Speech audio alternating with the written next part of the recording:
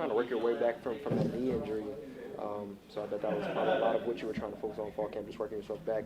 But this year, obviously, you had a good season last year. How do you approach fall camp? What are the goals this year?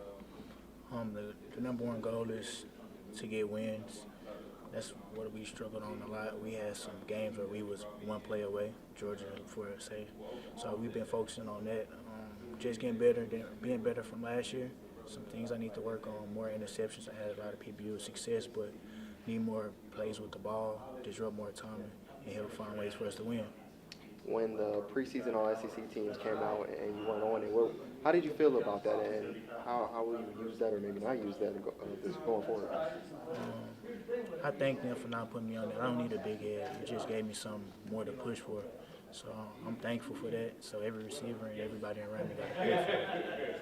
And with such high expectations surrounding the defense right now, what does that do for you? Do you kind of listen to the outside noise or just push through it and prove to yourself that you guys can be something great? I look at it, but it don't really excite me because, like they said with the preseason All-Americans, it's just preseason. What's going to determine is when we play on Saturday. So it's good to know here and all that, but we got to go out there and show it.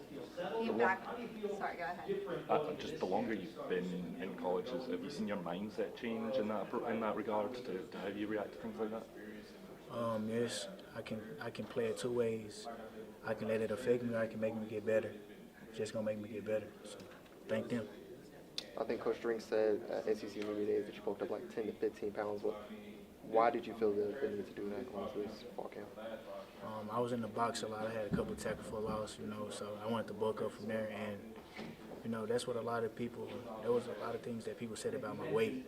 So, like y'all said, with like preseason, things like that, people discount me for a lot of things. So, when they said the weight, it just made me angry. So now I'm 195. Having another season just to be alongside Chris and just have another year to develop together, what's that mean to you? It means a lot, because my first time playing with Chris, he was a nickel, and I got hurt, so it was kind of like that. But me and Chris have always been cool.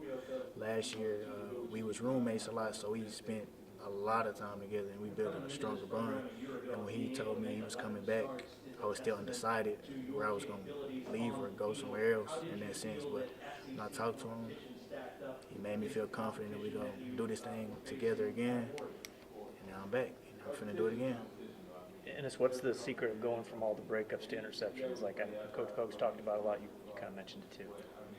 For me, it's just I play free, but sometimes I play more of not to get beat in a sense. So I get PBUs, but this time I feel like we working to come down with the ball. So some of them pass breakups there, I can reach one hand out. I need to make an extra step or dive and get more picks. Do you have to be more or less conscious of getting PI or not have that be a concern, or how does that work into it? To be honest, it's more of just it's more technique because any little half a centimeter or inch as a corner is a half a centimeter away from the ball, and it's a couple picks I should have picked. Tennessee, for example, Vanderbilt. I had a nice PBU dance, but I could have picked it off and took it for 6. It's just the little things for real. When I build on the little things, it's gonna turn into great things this year. Yeah. What are or who are some of the younger DBs who've kind of caught your eye and impressed you so far? Shamar, he's pretty long.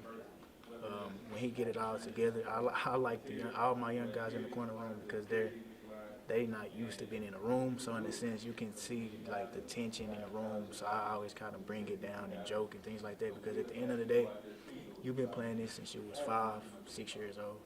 The only thing that changes is the amount of error you can make. So the margin of error is much shorter than the SEC or even when you go to the next level.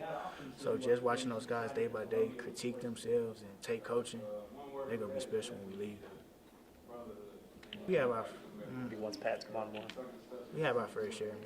Theo a great receiver. I played him in high school, so we've been knowing about Theo. So when we got him, I actually caught him at I was at the USC versus Tulane game, and I seen him in the arena, and then we shook it up and said we go get after it so we can be better.